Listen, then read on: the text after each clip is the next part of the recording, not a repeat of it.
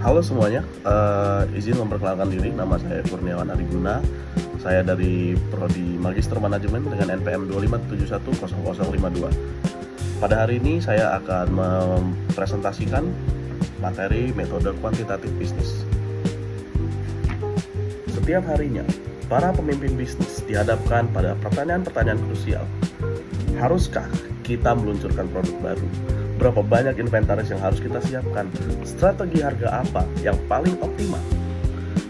Di dunia modern yang penuh ketidakpastian dan kompleksitas ini, mengandalkan intuisi atau pengalaman saja itu tidak lagi cukup. Kita membutuhkan pondasi atau landasan yang kuat. Disinilah metode kuantitatif bisnis berperan. Sederhananya, ini adalah seperangkat teknik analisis yang berbasis angka, data, dan model matematis yang digunakan untuk membantu manajer memecahkan masalah dan mengambil keputusan strategis. Kenapa hal ini sangat penting? Yang pertama, metode ini menyediakan dasar yang objektif. Keputusan didasarkan pada data yang terukur dan rasional dan bukan berdasarkan insting atau perasaan. Dan yang kedua, ini meningkatkan akurasi prediksi seperti meramalkan tren penjualan atau permintaan pasar. Dan yang ketiga, kita bisa mengoptimalkan sumber daya yang terbatas, baik itu modal, tenaga kerja, atau bahan baku. Dan yang terakhir, ini membantu kita mengurangi risk serta mempercepat proses pengambilan keputusan di era big data ini. Fondasi dari semua ini tentu saja adalah data. Dan langkah pertama adalah memahami data tersebut. Saya akan membawa kalian ke dalam pengolahan dan penyajian data.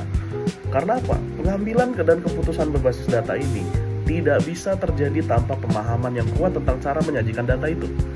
Penyajian data adalah tahap krusial yang mengubah data mentah menjadi informasi yang mudah dipahami dan siap dianalisis. Secara umum, penyajian data ini itu bentuknya ada 3. Yang pertama itu dia berbentuk teks atau deskriptif. Nah, bentuk teks ini itu adalah uraian naratif. Sangat cocok untuk data yang jumlahnya sedikit atau untuk memberi gambaran umum. Kedua, bentuk tabel. Menyajikan data dalam format baris dan kolom sangat baik untuk menyederhanakan data kompleks dan memungkinkan perbandingan antar kategori. Dan yang ketiga, bentuk grafik atau diagram. Ini adalah cara visual untuk menyajikan data sehingga pola dan tren dapat ditangkap dengan cepat. Salah satu grafik yang paling berguna itu adalah histogram. Histogram secara visual menunjukkan kepada kita beberapa hal penting, di mana pemusatan data, persebaran data, apakah datanya itu condong atau skewness, dan apakah ada data outlier. Setelah disajikan, data itu perlu diringkas, dan kita di sini bisa menggunakan 2 jenis ukuran utama. Yang pertama yaitu ukuran pemusatan, yaitu apa? Untuk mencari pusat data. Ini termasuk MEAN, yaitu nilai rata-rata itu, median nilai tengah setelah data diurutkan, dan modus, yaitu nilai paling sering muncul. Dan yang kedua, ukuran penyebaran atau dispersion. Nah, ini menunjukkan seberapa bervariasi data kita. Ukuran penyebaran yang paling umum adalah deviasi standar. Ya. Baik, sekarang kita lanjutkan. Kali ini kita akan membahas tentang analisis hubungan atau regresi. Setelah tadi data-data kita rapi, kita bisa memulai menganalisis. Salah satu pertanyaan bisnis yang paling sering ditanyakan adalah, apakah ada pengaruh variabel A terhadap variabel B? Contohnya, seberapa besar pengaruh pendapatan seseorang terhadap tingkat konsumsinya? Yang kedua, apakah harga suatu barang berpengaruh pada jumlah permintaan barang tersebut? Nah, alat untuk menjawab hal ini itu adalah analisis regresi. Regresi mempelajari pengaruh variabel bebas, independen atau terhadap variabel tergantung atau dependent, seringkali dengan tujuan untuk melakukan forecasting atau peramalan.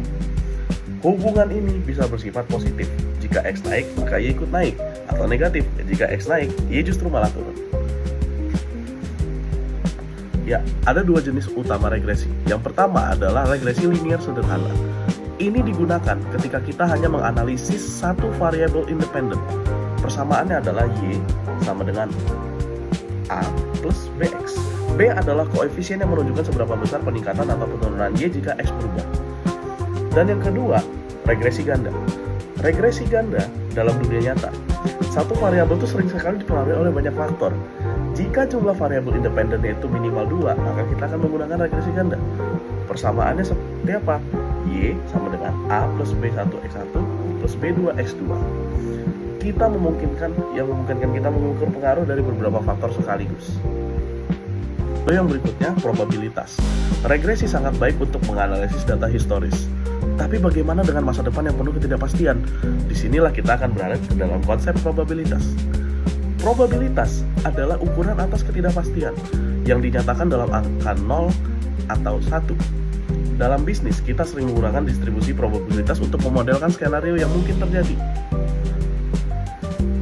Ada 3 distribusi yang sangat penting di dalam bisnis. Yang pertama adalah distribusi binomial. Ini adalah distribusi diskrit, digunakan ketika setiap percobaan hanya memiliki 2 hasil yang mungkin, sukses atau gagal, ya atau tidak. Contoh, berapa probabilitas 3 dari 5 produk yang kita cek lolos uji kualitas. Nah, itu kita bisa menggunakan distribusi binomial. Yang kedua, distribusi Poisson. Nah, distribusi Poisson ini itu juga distribusi yang bersifat diskrit. Ini digunakan untuk menggambarkan jumlah kejadian dalam interval waktu atau ruang tertentu. Contohnya, rata-rata kedatangan pasien di UGD per jam, atau jumlah kerusakan ban di jalan tol per hari. Ya. Dan yang terakhir, distribusi normal. Ini adalah distribusi kontinu yang paling sering digunakan. Nah, kita mungkin kenal bentuknya itu sebagai kurva lonceng ya. Kurva ini itu simetris, nilainya itu rata-rata, median, serta modusnya. Berada di titik yang sama persis di tengah. Banyak fenomena di dunia nyata ini mengikuti distribusi ini. Ya, kita sudah sampai ke penghujungnya. Sebagai kesimpulan, metode kuantitatif bisnis ini mulai dari penyajian datanya, analisis regresinya, hingga model probabilitasnya adalah alat yang sangat kuat untuk memberikan dasar yang objektif bagi keputusan kita. Namun, penting untuk diingat, metode kuantitatif membantu kita menjawab berapa banyak atau seberapa besar. Oke. Dengan menggabungkan kekuatan angka dan pemahaman konteks, kita dapat mengambil keputusan yang tidak hanya berbasis data, tetapi juga cerdas dan strategis. Baik, sekian dari saya. Terima kasih atas waktunya untuk menyimak. Bye-bye semuanya. Thank you.